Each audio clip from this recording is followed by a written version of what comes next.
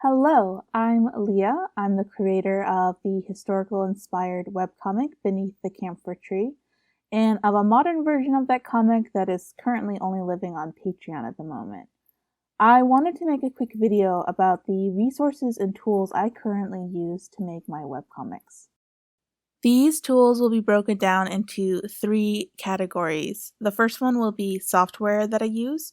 The second one will be assets that I use, and the third will be just other tools and resources that I use as well.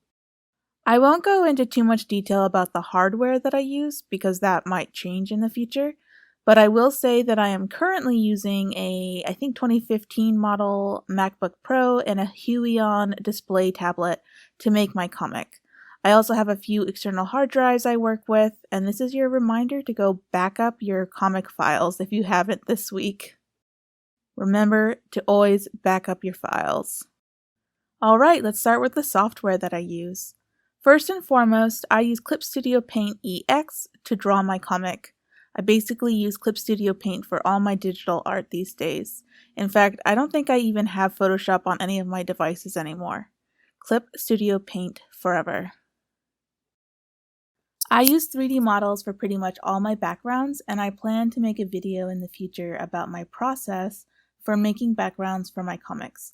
Most of the 3D background assets I use are SketchUp files, so the second software I use most often for making my comic is SketchUp. I have Sketchup Pro because the files I use are quite large and I have trouble with the online version of SketchUp being able to handle those files or being even able to open them. For organizing my references, I use an app called PureRef. You've probably seen some concept artists or digital artists on YouTube using them. That's how I found out about it. I find it super helpful to organize reference photos, and I even have 2 separate PureRef files just for my character designs. It's not a free program, I don't think, but I don't believe I paid more than $5 or $10 for when I bought it.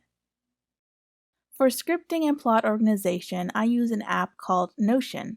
It's really fun. I use it to pretty much organize my life, and while it's not the most intuitive for this exact purpose, such as creative writing, I love Notion so much that it's just really easy for me to organize my scripts, organize my plots, organize my seasons, so that I can keep everything straight and in a neat little folder in my Notion files. I also currently use an app called Focus that allows me to track time spent on my comic and to keep me, focused. It's super handy for when I'm feeling particularly distracted. So these are the assets I use to make my comic and also where I get them. I mentioned earlier that I use 3D backgrounds to help make my comic. I get almost all my 3D backgrounds, plus many other assets, from a website called Acon3D. I've given them a lot of money over the year, but it's totally worth it to help my comic be as historically accurate and as well made as I can possibly make it. I'll go into more detail about Acon3D and how I make backgrounds, or not make the backgrounds, but how I set up the files and export them into CSP or Clip Studio Paint, and how I prep the files and insert them into my comic panels in a later video maybe. I also get a lot of assets from the Clip Studio Paint Asset Store. This asset store is super helpful, and a lot of stuff is actually free and not that expensive if you're paying for it. I get a lot of my poses from there because it's built into the features of Clip Studio Paint. Another resource I use that has been invaluable is this book I had imported from South Korea on costuming in the Joseon era, which is when Beneath the Camphor Tree takes place.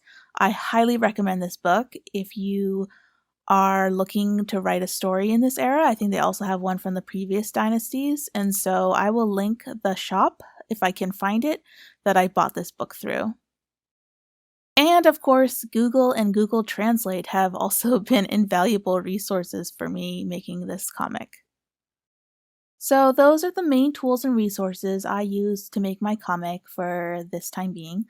I'll probably make an updated video in a year or 2 from now if I ever majorly change things or get access to some sweet new tools and resources.